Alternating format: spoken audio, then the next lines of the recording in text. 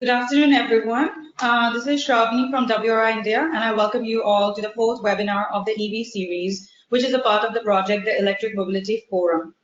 This Electric Mobility Forum is funded by our kind supporters, the Shakti Sustainable Foundation, and this project was launched by the Vice President of India on 28th of March 2019.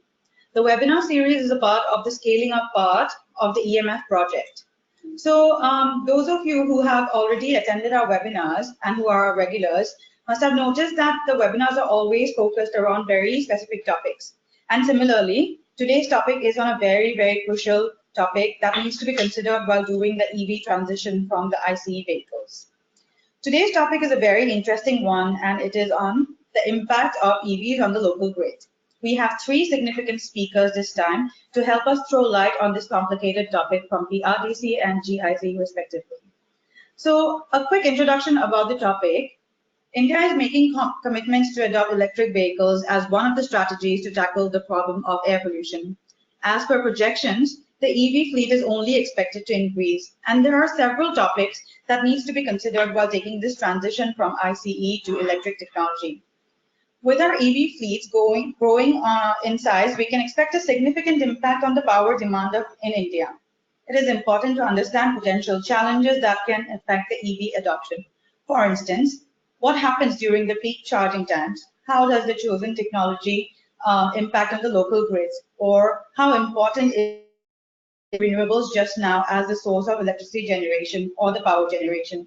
Hence, in this webinar, experts from GIZ and PRDC will discuss some of the key points, such as basic understanding of local electricity distribution network, readiness of ETN for dynamic electricity loads for electric vehicles, and then challenges and opportunities in utilizations of renewable energies for electric vehicles charging.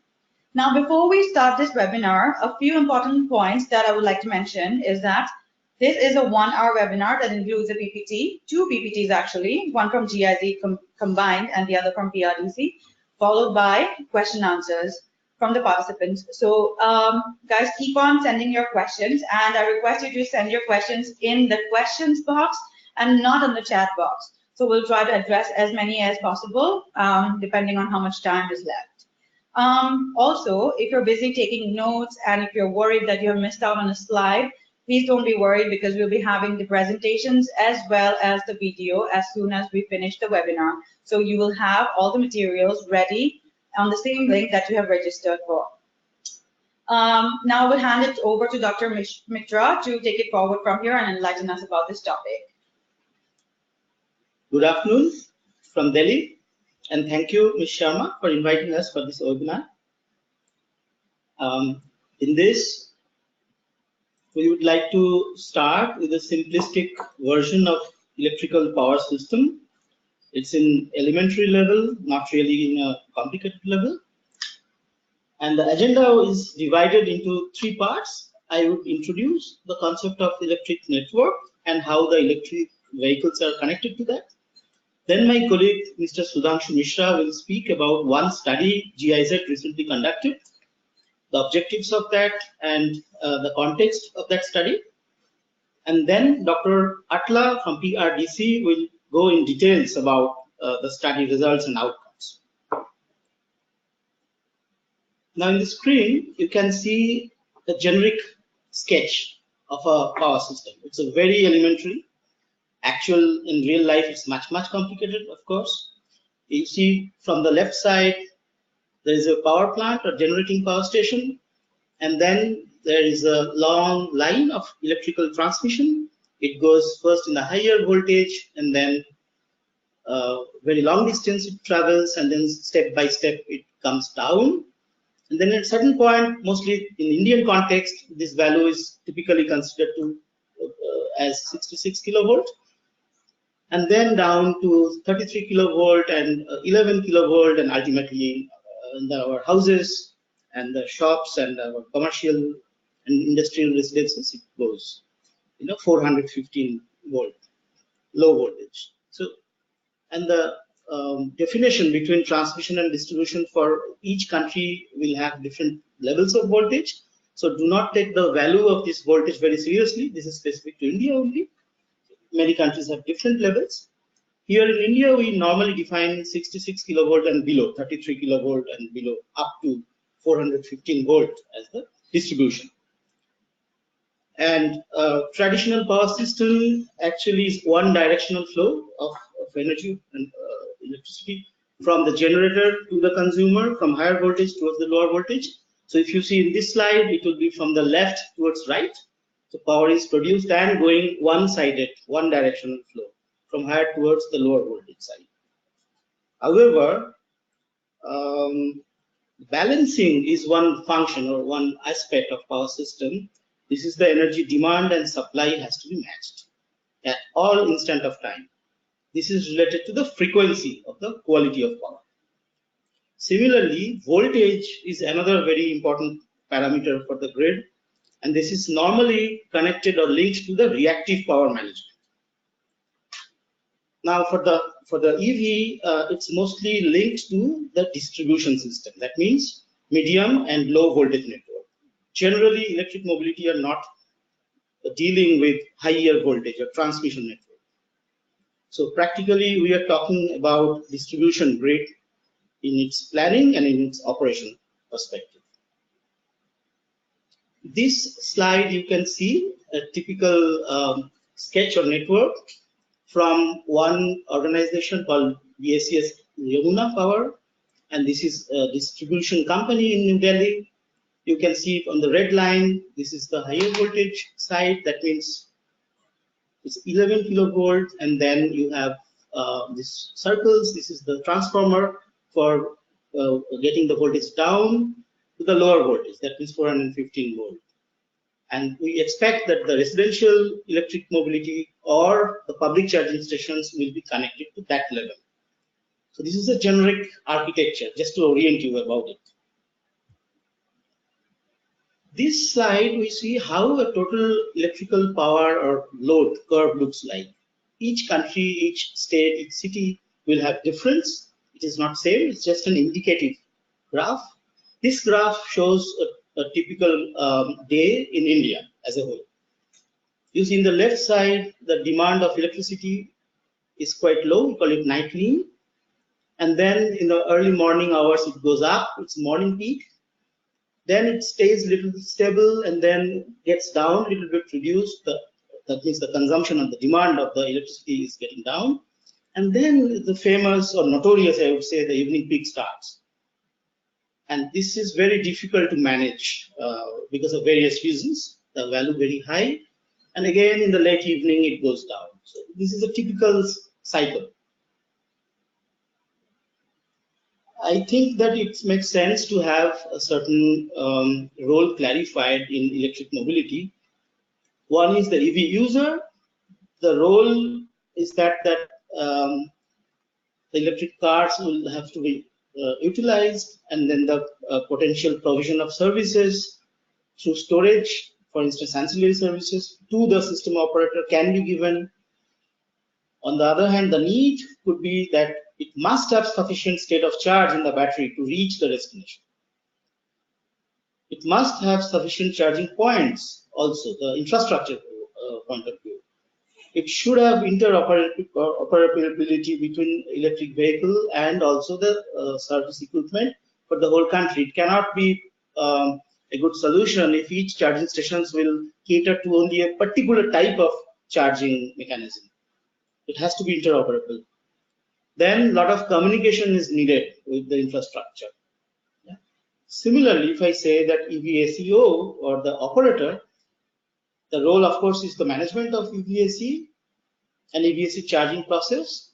But the need is the control and maintenance also, identification, authorization, metering, billing, and payment for charging, communicating with the distribution system operator, and other functional entities like electric mobility service provider, could be energy service companies, etc. Similarly, energy service company, ESCO, the role could be the delivery of the energy to the particular vehicle, could be also a role of aggregator, could be even ancillary services provision to the grid. But the need for him would be the demand forecast, that means the load forecast, demand localization, and aggregation facility.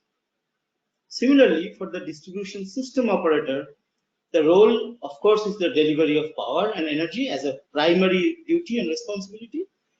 But in order to do so, another role is for grid planning and grid operation. But his need is, of course, demand forecast as well as a whole, that is not only related to electric mobility.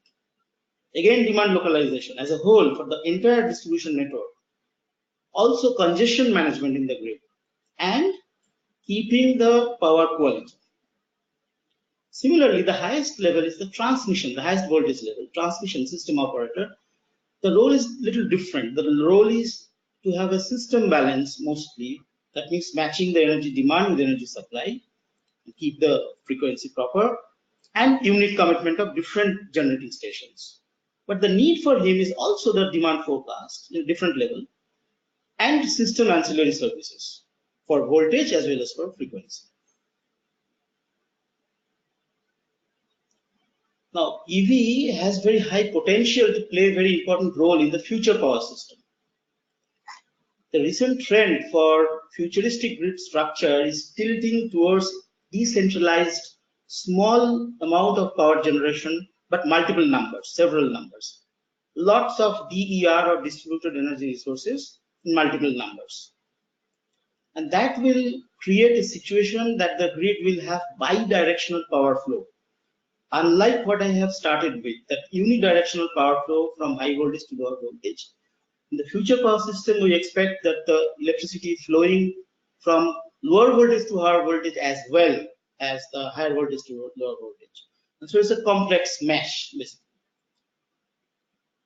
So at the moment, a large electric power system, like in our country in India, it's a very large power system and very small amount of electrical storage in that power system.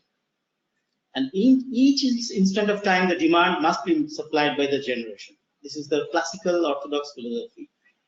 And that is getting a challenge if lots of decentralized distributed energy resources and that to fluctuating nature of solar or wind comes into the picture. The next point is that when we talk about electric vehicle, of course it's a vehicle, but also it's a battery inside. That means it should be viewed not only as load, but also as distributed energy storage devices, electrically speaking. So therefore, it's anticipated that electric vehicles in the future, integrated with the smart grid, can or will provide energy demand shift services, and charging rate or delivering electricity to the grid, etc., can be also controlled through the electric mobility infrastructure as a whole. So the electric mobility infrastructure ecosystem as a whole can provide load management and grid support services.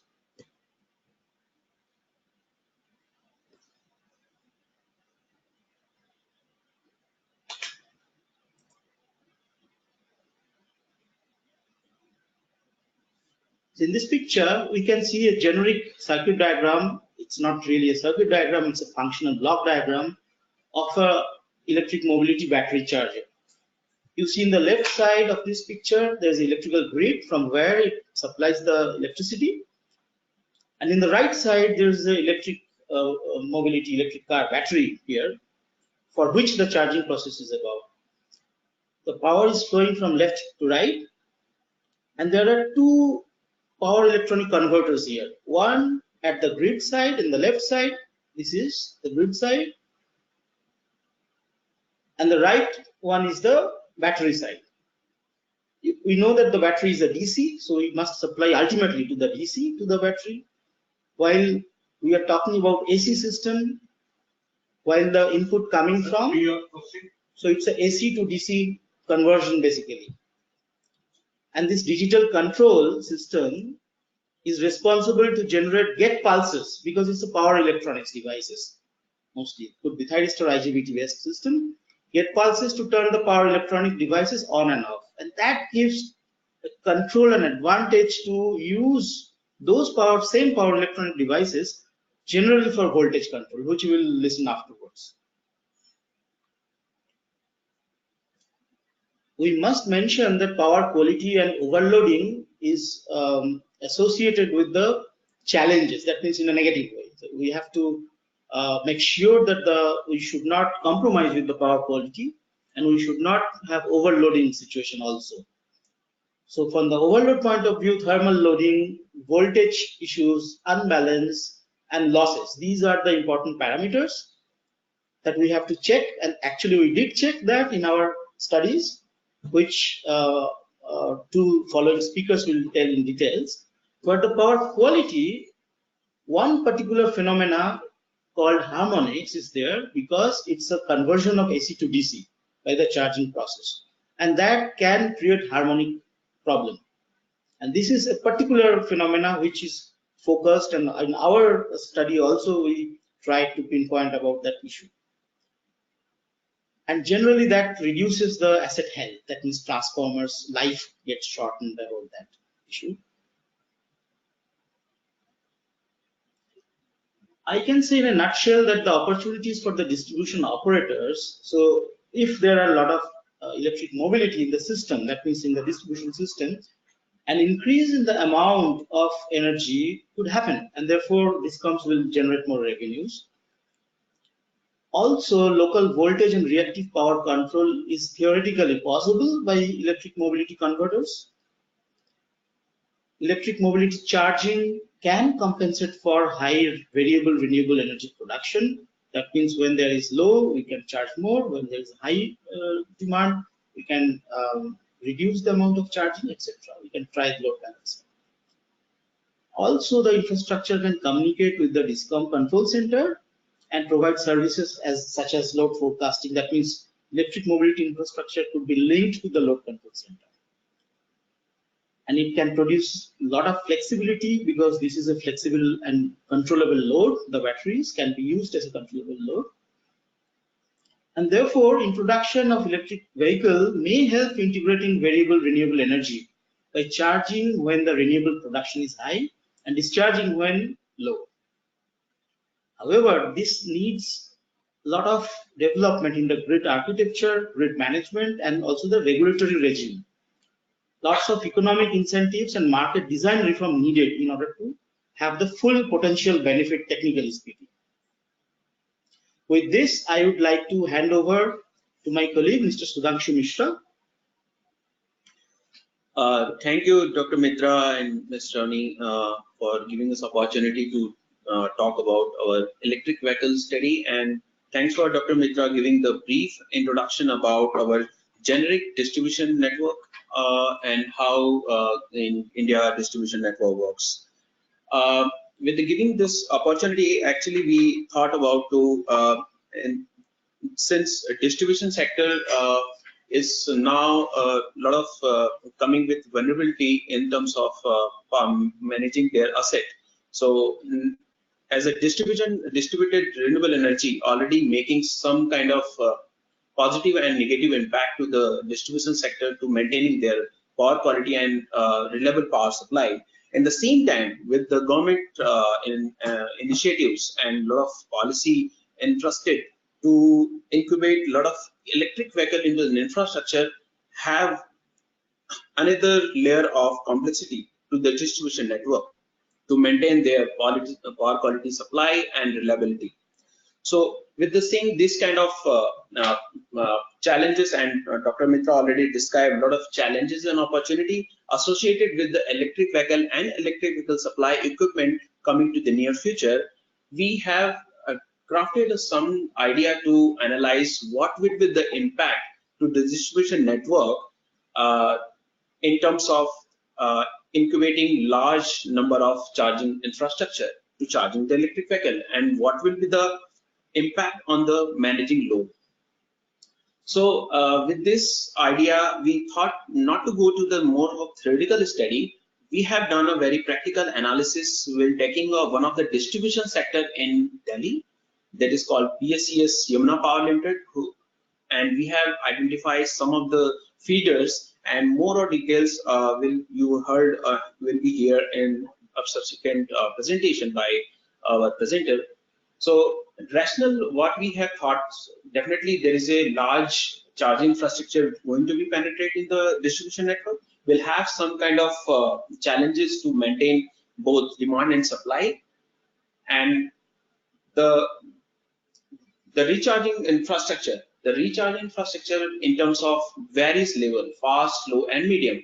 So they have some kind of power electronics integrated in the electric vehicle supply equipment, which going to be make a complex to the distribution network to maintaining certain parameters to provide a reliable power supply. In the same time, so those feeders which is highly populated with the rooftop sector have more power flow to the distribution network, and it will add another complexity to the network to maintain a reliable supply.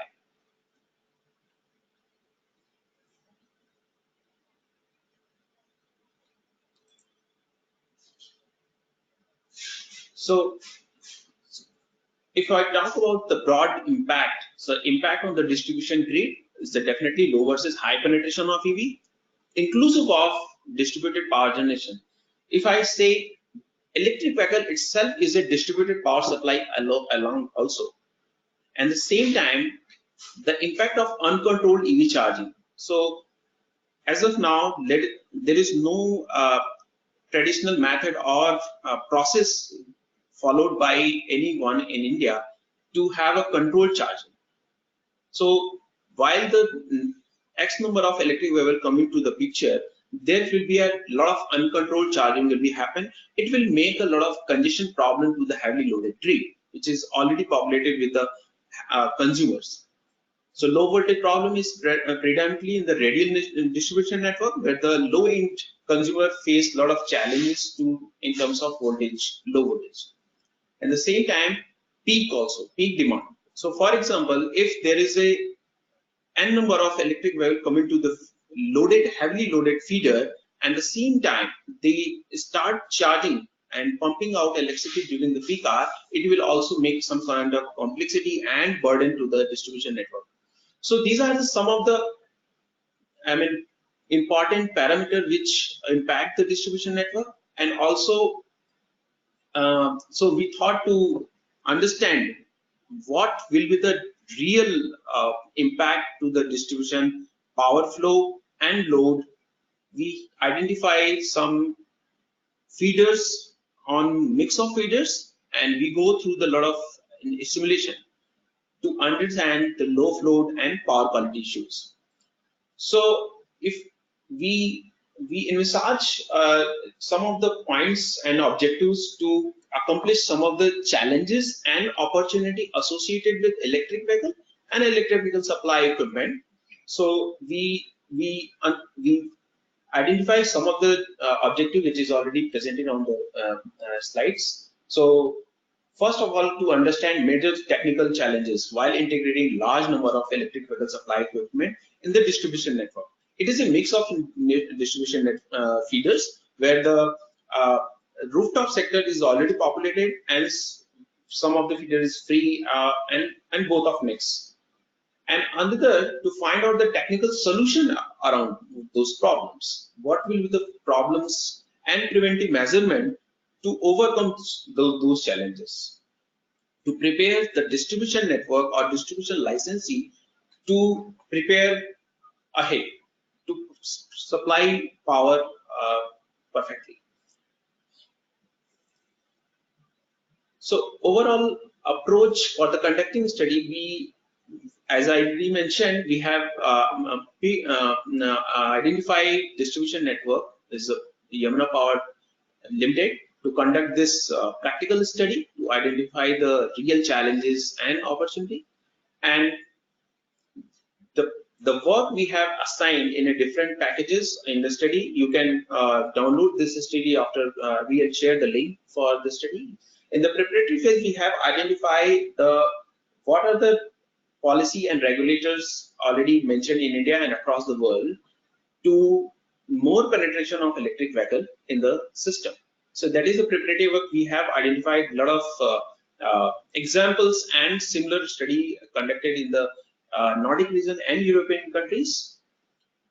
Then in the package 2, we have actually go to the detailed level of study to identify the feeder level data.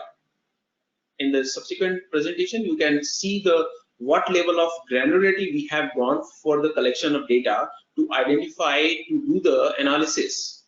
And the final, in the work package, we have simulated the study in terms of both dynamic and static analysis. What will be the future load? As Dr. Mitra already mentioned, the demand forecasting is very important for the distribution network to fulfill their need for the customers. So in the simulation, we have identified some of the parameters which very important to forecast some of the load for the electric vehicle, and also we have recommended some of the policy and regulatory measures to easily penetrate the deployment of electric vehicle in terms of time of use tariff or measurement to compensate the harmonic measurements and some of the technical parameters to overcome some of the challenges associated with electric vehicle. So after the industry, we have envisaged some of the recommendation which is already mentioned on the presentation. Major is just to understand what are the technically feasible locations for charging infrastructure on those feeders, and also the grid dynamic report in terms of anticipated load of the upcoming number of electric vehicle to the feeders, and is there any network augmentation is required? If required, what are the parameters need to be taken care? And there is a detailed study taken care to understand the asset health also. So these are the broad recommendations we come out with the study. Now I request Dr. Atla to introduce you with the detailed analysis of the study and how we have done and we have achieved some of the recommendation in related to electric vehicle and electric vehicle supply equipments. Thank you, Dr. Mitra and Sudhanshu, for very beautifully taking us through so far. And now we request Dr. Atla to present his share of slides in more detail.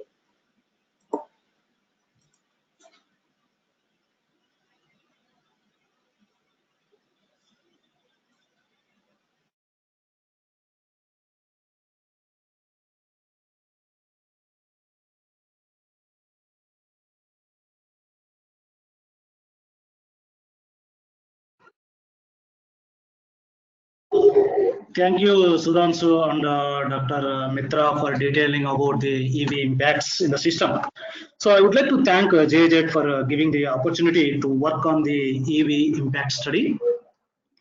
PRDC, along with P Manifold, has executed this study for BSES Yamuna Power Distribution Company in Delhi. So in this presentation, I'm going to present some of the findings of the study here. So let us go through the findings which will come out from this study. So if you can see about the presentations which were presented by the Mitra and Sudhanshu.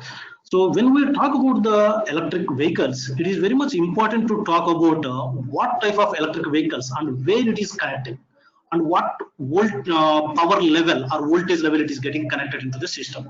So if you can see the slide here, so this is the standard given by the SAE and IEC. So where the different levels of the charging levels, level 1, level 2, so both are related to the AC system. And if you can see in the level 1, generally it is a international standard. However, it may not be applicable for Indian condition where we operate at a different voltage level. And level 2 and other thing is directly can be taken for the Indian conditions. So where the power ratings changes 11 kilowatt, 22 and that range. So where the supply is single phase or 3 phase. And another factor is the fast charging. So where the voltage at the DC side will be maintained around 400 to 1000 volts, and charging capacity can go 50 kilowatts up to 250 and above. Okay, so in the simulations we have considered level 2 and fast charging. So in the condition for the Indian distribution system analysis. So moving forward, it is very clear for all e-mobility forum. So what is the importance of controlled charging? So if you go for the uncontrolled charging, general tendency of the people is once they come from their offices or maybe their day works and they start charging the electric vehicles at the evening times or night times. If you see on the left side diagram, this is the uncontrolled charging where the most of the people starts connecting during the peak time. So considering this one, so at the time of 18 or 19 hours, the peak demand added by the EV, the top one orange one is with EV, the down blue one is without EV. So the increase in the peak demand goes beyond 20% of something like that. So that is the criticality of the uncontrolled charging. So when you come back to the right side of your diagram, if you can make a controlled charging, so through whatever the means, so then you can almost make it no impact on the peak demand. So that means to say, as long as you keep the peak demand is constant in the distribution system, you no need to invest any infrastructure additions into the distribution system. So now the point is how to make smart charging or maybe controlled charging. So as we all know about, even the western side countries are very well advanced in the electric vehicles, but still the smart charging or controlled charging is at the pilot stage, and some places it is implemented, but overall it is still at the pilot stage. Hence, taking the control charging of advanced stage, still the utilities in India can think about implementing this smart charging through time of day tariff or time of usage tariff. So that is how the tariff structure will make the control charging, at least for India, next 5 years. So this aspects also has been addressed through the practical data in the system. So before we start up the study for the DYPL system, Yamuna Distribution Company system, we have communicated them. So you shortlist out of, they have around 800 feeders. So they are shortlisted about 12 feeders considering the various factors like how loaded the feeder, or different aspects has been captured that on 12 feeders. So then the right side criteria has been considered to select the best 3 feeders for analyzing the various scenarios which we can simulate and see the future impact. After 5 years what will happen, after 10 years what will happen, and how the infrastructure will get loaded on that. So that like is it existing EV charging stations, as in Delhi, as at present, so many what do you call it as local charging stations for the 3-wheelers already exist. So that one factor we consider. Another factor, solar rooftop penetration. So this also has a very impact on the EV charging that I'm going to present it in the future slides. And the loading of the feeder. If the feeder is already loaded, let us take 80 and 90, then what is the criteria to select that feeder for the charging station, like a DC fast charging? Then the question will come into picture where I can place the charging station. And next, the priority and also DD loading. So we cannot place everywhere the DC, what you call it as the penetrate if the DD is already loaded. And the voltage profile, which is very much important in especially in Indian conditions, where the voltage profile will go drastically down some of the places. Then how further this EV will impact it has been analyzed. And consumer mix, so whether it's a residential or it is a commercial or industrial, so those are also places an important role in that. And the monthly energy consumption of the feeders. So these are the various parameters has been considered and then fine to further analyzed to select the best out of this. And 3 feeders has been selected out of these 12 feeders for the detailed analysis. And now you come to the here this slide. So this is a little bit important one. If one can do analyze or check about so how it will be can be applied for them. So these are the different data points which we have considered to simulate the system as much as the practical system. So the feeder data, which basically we have considered from the SAFE files, which are available with most of the utilities in India, and the distribution transformer and the rooftop PV data. So for this analysis, the selected 3 feeders does not have much rooftop PV data. Hence, the other feeder which has the high rooftop penetration has been simulated in the selected feeders. And next, EV connections data. So this is presently existing systems were taken and the future connections has been applied on.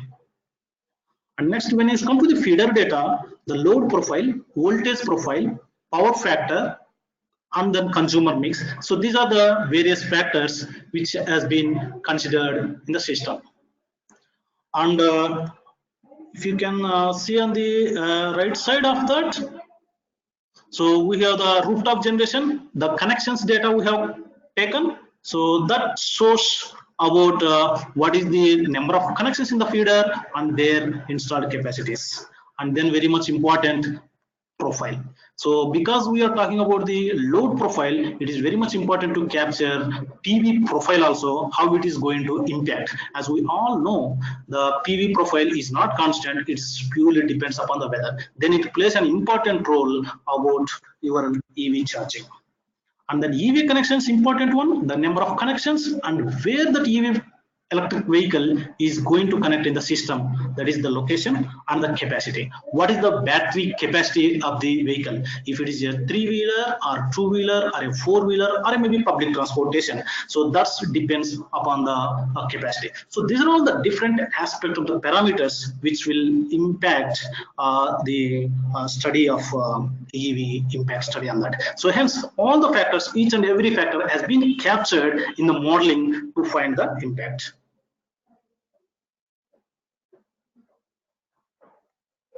So moving on, this is the sample feeder which we have plotted based on the save file shared by the utility. So this analysis has been performed with our in-house software is called MyPower, which will be used for the load flow dynamic studies, short circuit studies, production coordination, harmonic studies, etc., etc. So here, if you can see here, and this is the grid substation where 33/11 substation exists here, and this is our feeder called one of the feeder Janata Colony, so which comes to the 11 kV cables, and here we have the DT transformers. Under the DT, then the connections goes each phase wise. The modeling has been taken up to the pole level. So at the pole level, then the whatever the customers, number of customers are available has been taken as the equivalent effect. So any electric vehicles which are connected either at the residential, mall or something, so those will be connected at these respective poles of the total feeder area. And for this, to make a clarity about that, so we have adopted 3-phase modeling, because as we know about the LT network of the distribution system generally has the connections of the single phase connections. So hence, if you don't consider the 3-phase model, we cannot identify exactly how the unbalance is created by the electric vehicles. So moving on, so just to summarize, what are the 11 kV feeder modeling has been considered. One is the network model. So all your 33 kV network, so that grids, transformers, those have been taken out, and the feeder loading. So what is the loading of that one? So for this, we analyze the historical data, how much it has been loaded in the historically, and we have taken the maximum loaded day for the analysis purpose. For the network related, we have taken the 11 kV data and also the transformer, those are data. And EV modeling, which I'm going to talk about in the future slides, and PV modeling. So this is the rooftop PV generation, and then analysis aspect. As part of the study, we have covered load flow, dynamic studies, and also harmonic study. As Dr. Mitra has mentioned about, harmonics is very much important whenever we deal with power electronics devices in the system. Say it as EV vehicles or say it as electric vehicles or rooftop PV.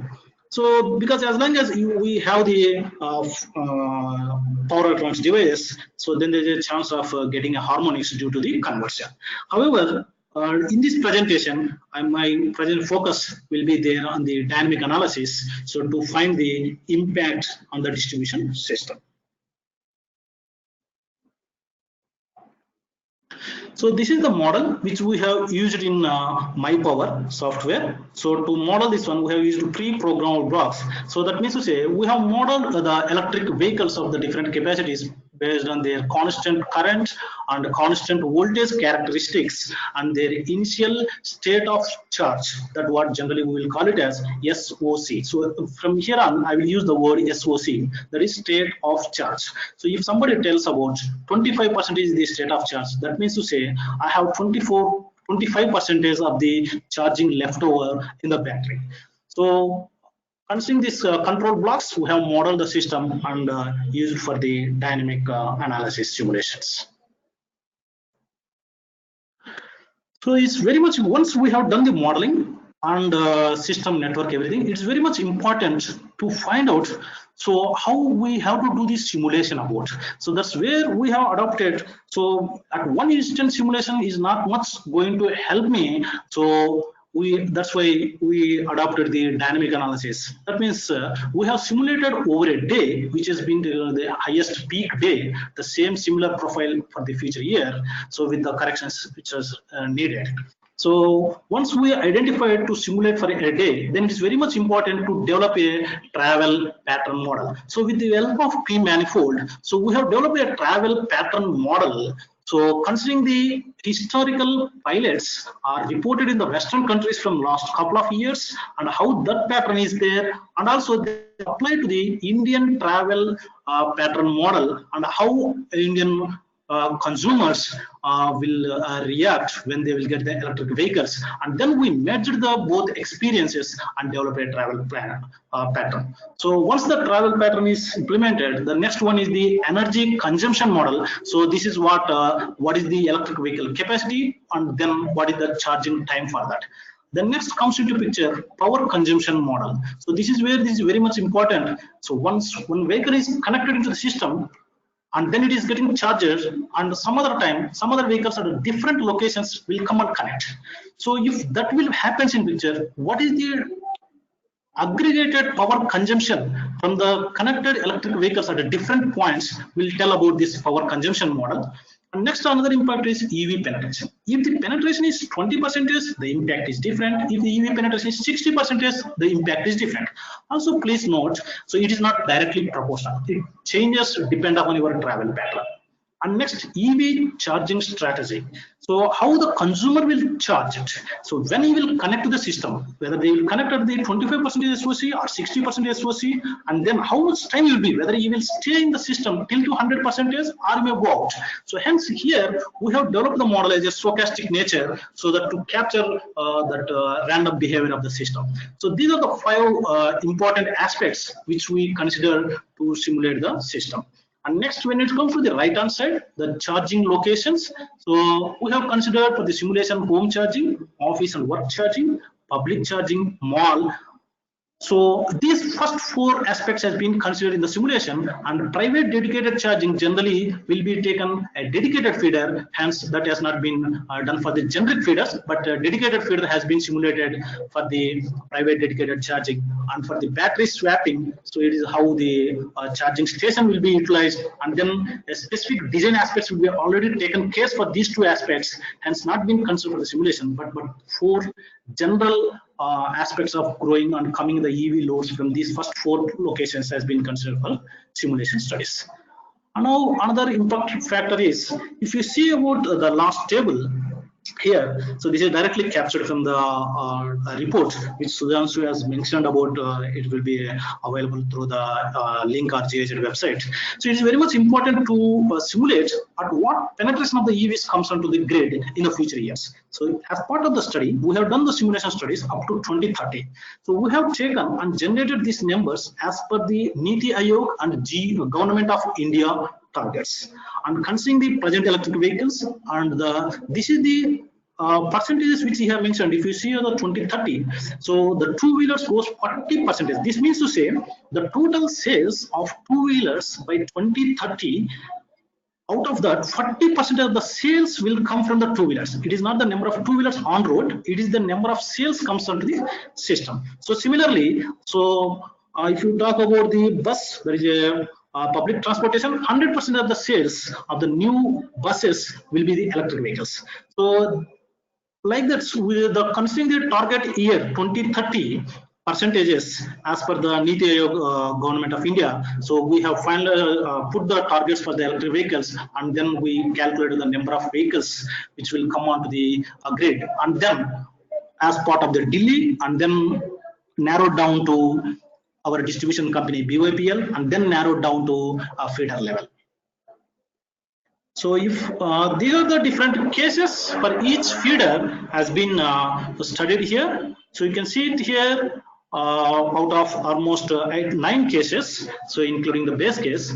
So the system has been captured with the different SOCs, 25% or 60%, and then solar penetration. If the solar typical day will be there, or if the variable solar will come into picture, and then public charging, and even if the high EV penetration comes, more than 100% of anticipated, what will be comes, and also if the grid storage, a small distributed grid storage, if it is comes, is there any good benefit we are going to get it?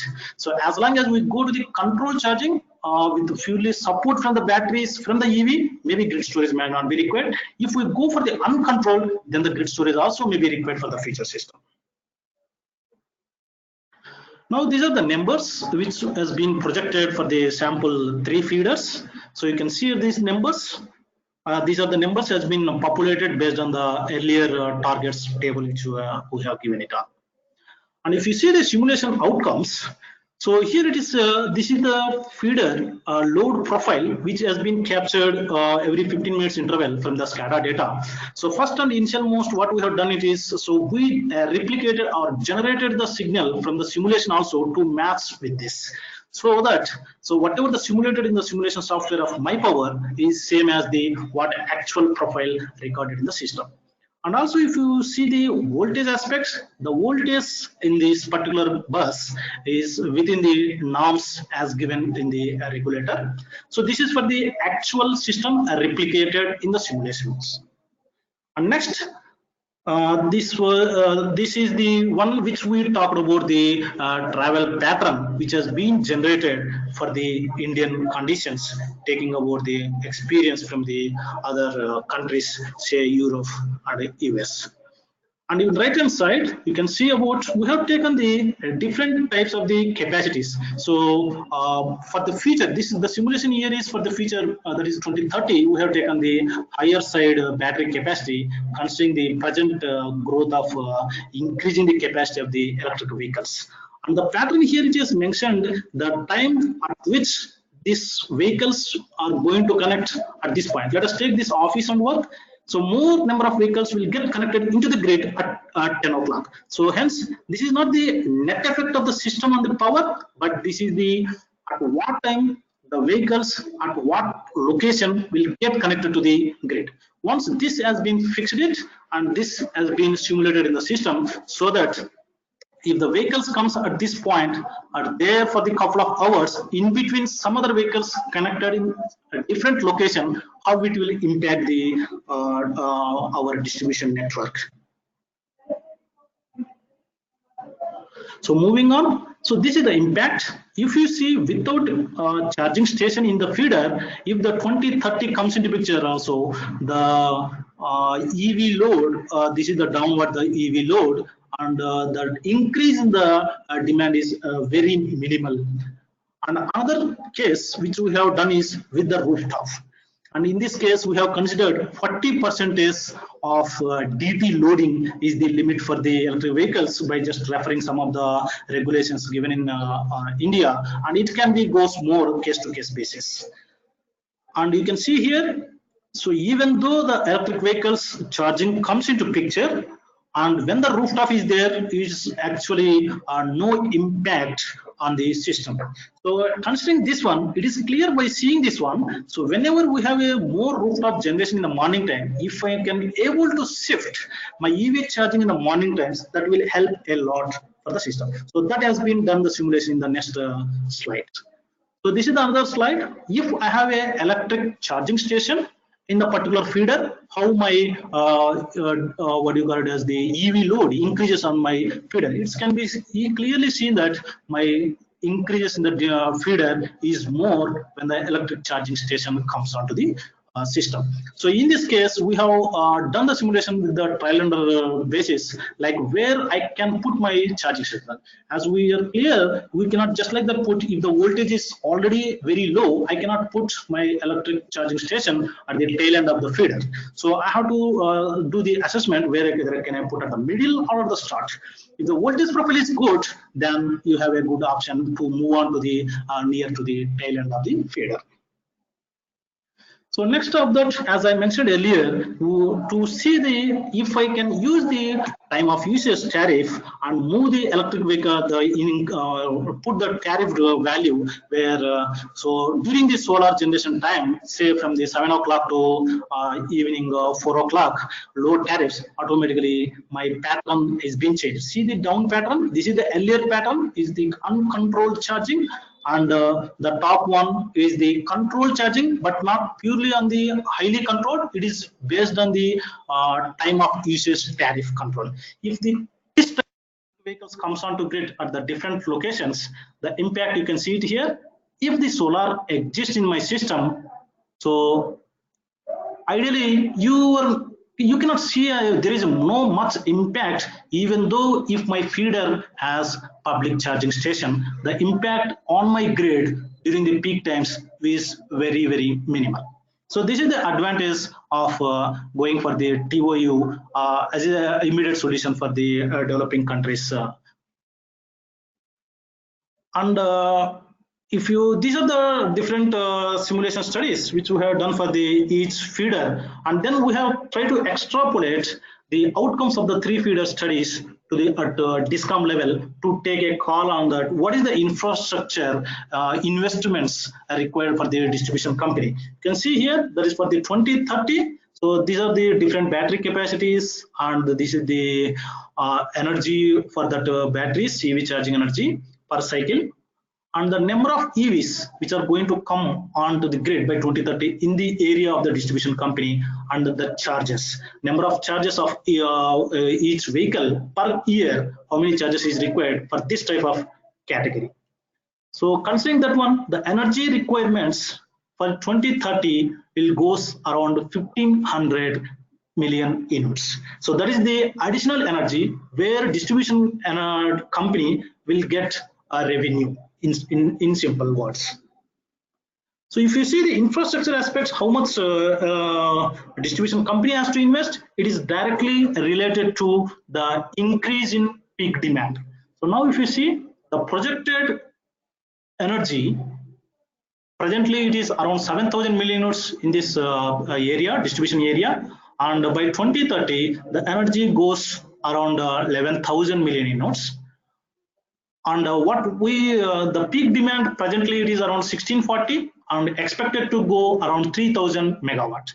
So now the based on the study we are able to get the projection of 1500 million units. So that means it is about 14% increase in the energy sales can be seen by the distribution company by 2030.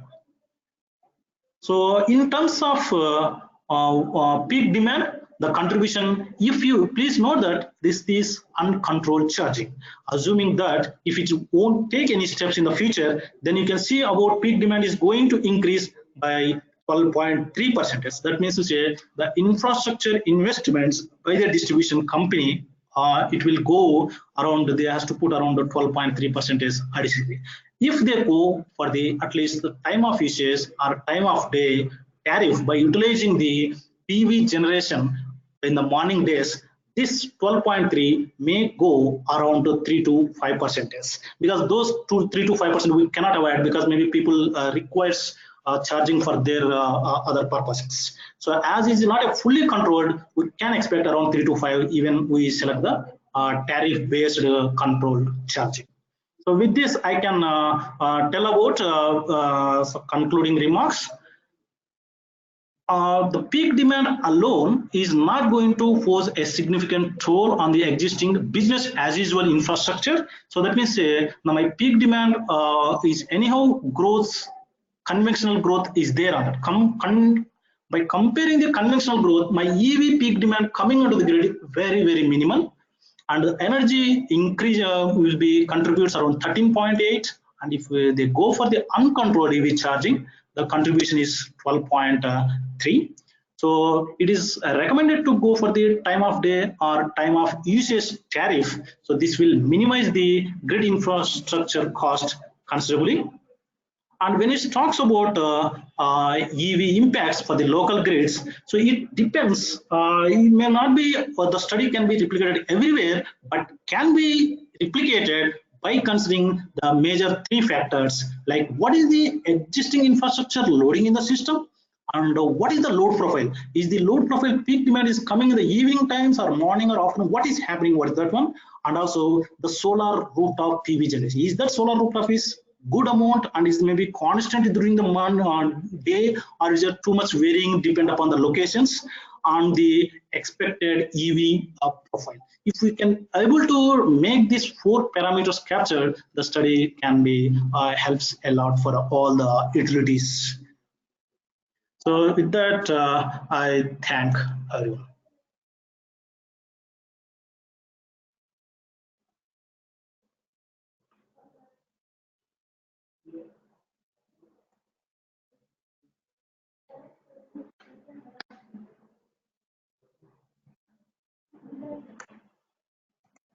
So I will request to take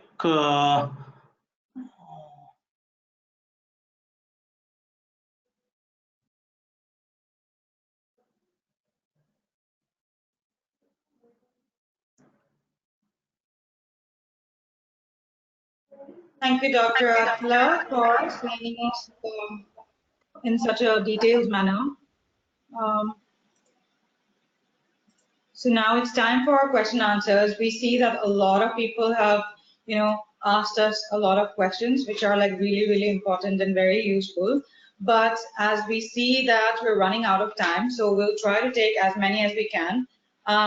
Rest of the questions, we will love to answer these as a knowledge product later on. So keep sending your questions. The first question I would like to ask Dr. Mitra is that one of the participants has asked this question, and I feel that is really, really important, is that what is the role of inclusion of EVs in load forecasting, and how do you see that if there is a linkage between the renewables and the EVs? Thank you for the question, but this is actually very difficult to answer. It's a complex question. Let me try to put it in a simple terms. That load forecasting is done since many years. In many countries, it's a different time scale. In India, we have 15 minutes time scale. In each 15 minutes of time block, we need to forecast in 1 day ahead basis, but also in intraday basis. And if there is a significant load coming from the charging requirement of the electric cars, then we need to also include that in the overall cumulative aggregated load estimation. The question is more complex if there are specific feeder-based situation, because the charging stations, particularly fast charging stations and public charging stations, will be constructed or connected with the specific feeder lines, and that will have some impacts on voltage, etc., which has nothing to do with directly load, but it could happen that because of grid hosting capacity challenges, there is a tripping or a fault or something like that happens. So it's very localized phenomena also. So only aggregate total amount might not suffice.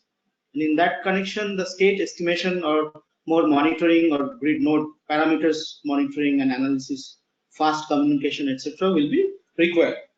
Another important point is the congestion prediction, which is also a type of load flow prediction. Because of the congestion in the line, the appropriate delivery of the electrical power could be also challenged, and that has to be also predicted. I am not commenting much about the method of load forecasting for EV, how to do it. It's very difficult to explain in such a short time. Your other question was, what is the linkage with the renewable energy? Yes. And well, we need to think that the EVs as a controllable load and EVs as controllable storage as well.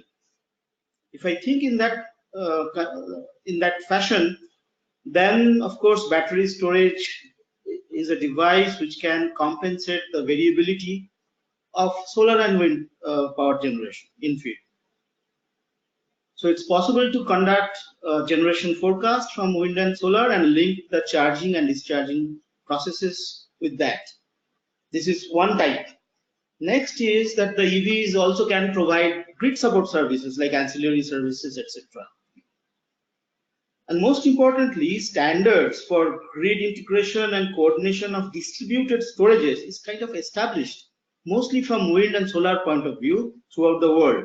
There are some well-known standards like IEC 61850 series 7420 or IEEE 1547.3, EN 50438, etc. Several standards are already there, coming from the distributed generation from solar side and wind side. So that kinds of standards define the practices and procedures for grid integration of distributed energy resources and storage, which can be closely applied for EV infrastructure also. There is one point left I forgot to mention, that vehicle to grid. In the future, when it will be more mature technology and also when it will be financially viable, then certain other things like low voltage ride through, could be microgrid support, could be voltage control directly. There are so many other features which can also be addressed with that. So therefore, there is an inherent connection or alignment between variability on the generation side from wind and solar and variability or intermittency on the load side on the EV charging and discharging processes. Thank you. Great, great. Thank you, Dr. Mitra, for explaining us like that. Now, as you mentioned in the ancillary services, so one of the questions was from the attendees regarding the same. So I would like to throw this question to Mr. Sudhanshu, that how do you see the inclusion of, sorry, this is not the question. The other one is, what is the role of EVs in demand side management? And also, how can EVs take part in the ancillary services? Okay, thanks, Shravani, for the questions about ancillary services and demand side management. So as Dr. Mitra already mentioned in his first question, so EV has kind of beauty of controllability, and it can be used on bidirectional usage also. So the ancillary services by EV will one of the solution for the power system to unique features, characteristic of energy storage inbuilt, and also the converter electronics, which can be used for a lot of services can be utilized by distribution network. So two important services I take an example as a briefly, and then voltage ancillary services and the frequency ancillary services. If we take example of voltage ancillary services, is the near future, and a lot of demonstration and practical examples already happened, and India is also taking those example as a learning and to have some similar kind of arrangement in India also. So in similar to EV electronics and inverters, so this EV also has some kind of converters, power electronic converters, which can be used for static VAR compensator to facilitate reactive power control management during the unbalance. So that is one unique feature can be utilized through electronics, which is used in charging, discharging electric vehicle and electric vehicles, and in frequency ancillary services, which is as of now across the world is just a theoretical analysis and study, and some of the lab-based study already happened, and yes, it is have a good potential and in terms of short-term change, which stabilize the grid and quality also, and it actually focus on the primary and secondary services. So in terms of managing grid, so these two services is very important. So that is about voltage and frequency control. In terms of demand side management, planning and control and monitoring activity is the kind of power dispatcher to maintain the power supply and encourages the consumer to have energy efficient usage of electricity. So for example, during the peak hours, so EV aggregator act as a storage devices who can give the signal to demand and distribution utility to have and play some kind of demand side management program around EV aggregations. So it can work as in discharging or charging the energy storage during the high penetration of high renewable energy generation during the peak hour, and it can be utilized during the hour when the peak is there. So these kind of services we can provide through demand side management and ancillary services through voltage and frequency. This is just a brief answer, though ancillary services itself a very big topic to answer, and it has a huge potential to market it, but market is not matured yet, and to implement these kind of services, we need to develop a market itself. So a lot of opportunity and challenges in coming future. Thank you. Great, thank you. As you guys can see that we are already running out of time, so we'll take only one question for Dr. Atla. So the question is that how accurate and authentic is the modeling process, and can it be replicated in real life ground conditions? Because, you know, like we see that even EVs, like for batteries as well, the lab conditions are completely different from like the on-ground conditions, right? Depending on the temperature, terrain, etc. So regarding this topic, how do you think that, you know, like how replicable, feasible, or scalable is the methodology that you have used? Is it useful in the real life scenario? Dr. Atla. Yeah, thank you, Shravani, for the question, for detailing about the question. So regarding the question is very much important, maybe with reference to the utility aspects. So if you can see the slide which is displayed by the Shravani on the screen, so as long as we captured in detailed data of the existing system and what the feature system is going to come onto the system feeder, so the simulation results can replicate the real-time situation. So say like example here, so if I am able to get the clear modeling information about how my existing assets or infrastructure assets has been loaded at present and how it is happened, and if it can be replicated in the model, then that will be helps. And similarly, the second, what you call it as the electric vehicles. So at what different places, utility may be well aware of that, which DT is going to get what type of charging points, whether the level 2 or maybe what are the DT where they will get the DC charging. So these are the important aspects one needs to be looked into. The similarly rooftop PV generation. So of this, considering all these things, it is very much important to capture the load profile. So if you can see about the conclusion slide where they mentioned the 4 parameters which one can do the detailed modeling, then the simulation will talks about the almost your realistic things. Of course, it will talks about realistic for the present system, but if the future means the assumption which you are making about the EV penetration, it defines your simulation results. Thank you, Shravani.